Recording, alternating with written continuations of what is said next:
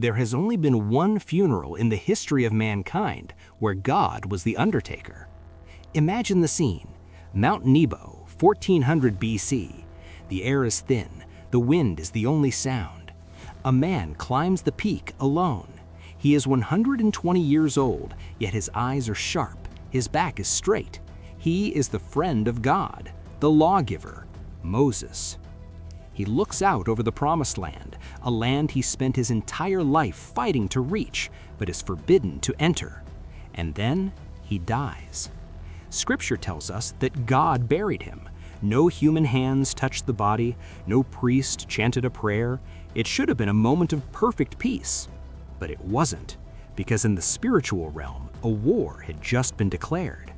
Before the earth could settle over the grave, a shadow fell across the mountain. The Prince of Darkness had arrived, and he didn't come to mourn, he came to collect. This one is mine. Most people who read the Bible focus on the life of Moses, the plagues of Egypt, the parting of the Red Sea, the stone tablets of Sinai. But the most mysterious chapter of his journey happened after his pulse stopped. We're talking about a cosmic confrontation so intense that it required the intervention of the highest-ranking warrior in the heavenly host. To understand why this happened, we had to look at a single cryptic verse in the book of Jude, verse 9. It describes a dispute over the body of Moses. This wasn't a mere disagreement. In the original language, this word describes a legal contest, a clash of rights. Why would the architect of evil care about a heap of dust and bone? Why would the Prince of Darkness leave his throne of shadows to fight for a corpse? To answer that, we have to realize that to the devil, a body is never just a body. It is a symbol. It is a legal claim.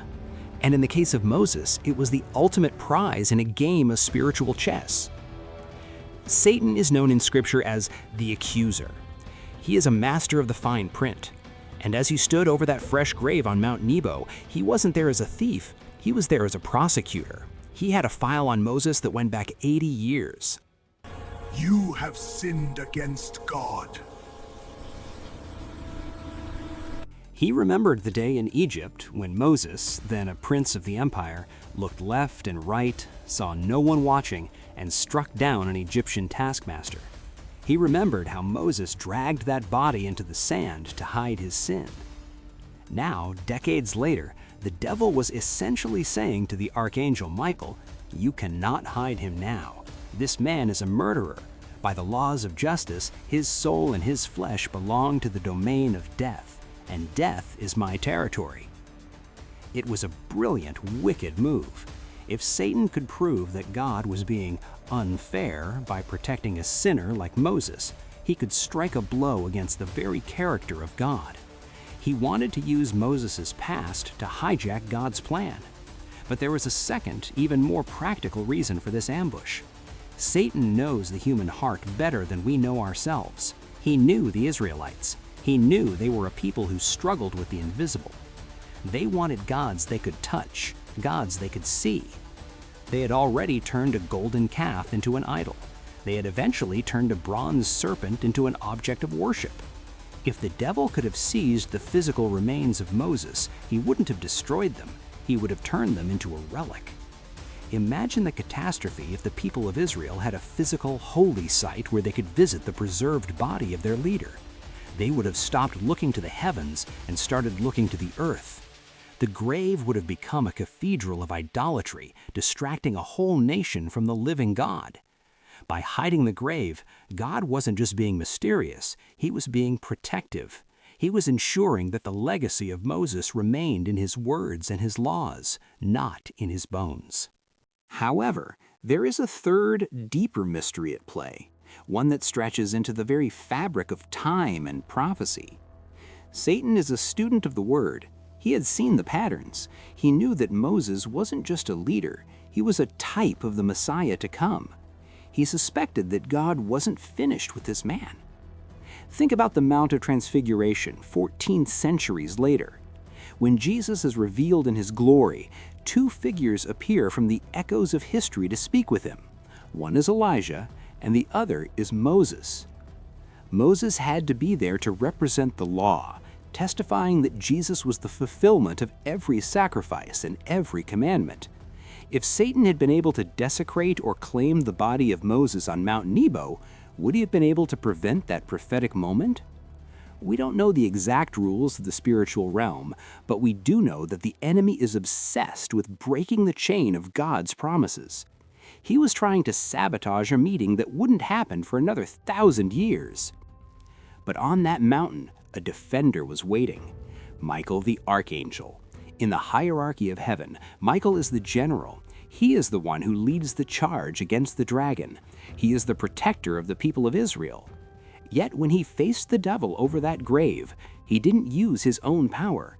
He didn't engage in a shouting match or trade insults with the fallen one. Jude tells us that Michael did not dare to bring a railing accusation. This is a profound lesson in spiritual authority. Michael knew that his own strength, great as it was not the point. He knew that the battle belonged to the king. He didn't argue the merits of Moses' life. He didn't try to prove that Moses was good enough to be saved. He simply appealed to the highest court in existence. He spoke 4 words that ended the war.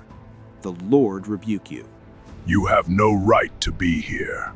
Satan, the Lord rebuke you.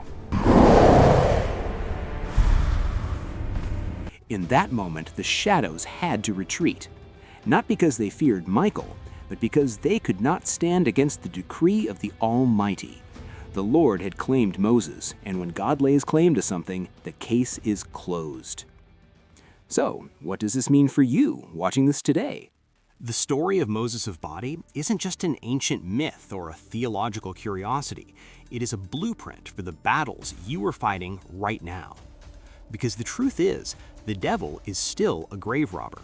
He still spends his time digging up the things that God has buried in your life. He loves to point at your old mistakes, the Egyptians in your past, and whisper that you were disqualified. He tries to use your history to claim jurisdiction over your future. He wants you to believe that because you failed once, you belong to him forever. But this story is your reminder that you have an advocate in the high places. You don't have to be strong enough to out-argue the accuser. You don't have to prove your own perfection. Like Michael, your victory comes when you stop fighting in your own name and start standing in the name of the Lord. When the enemy brings up your past, you don't have to defend it. You simply point to the cross and say, "The Lord rebuke you." Moses died on a mountain, alone and unseen by human eyes, but he was never abandoned. Heaven fought for him when he couldn't fight for himself. And the same God who sent an archangel to guard the dust of a prophet is the same God who is guarding your heart, your family, and your destiny today. The battle for the lawgiver's grave was won by authority, not by force. And that same authority is your shield. What God has buried, no demon can exhume. What God has claimed, no devil can steal. If this exploration of the secret war from Moses has opened your eyes, I want to hear from you. Leave a comment below with the words, "The Lord rebuke you," if you are standing on that authority today. And make sure you're subscribed with notifications turned on. Our next video is going to dive into one of the most controversial topics in the Bible, the identity of the Nephilim. Were they giants, fallen angels, or something else entirely? We're going to look at the ancient texts and the archaeological breadcrumbs to find the truth. God bless you for watching, and remember, the battle is not yours, it's the Lord's. See you in the next video.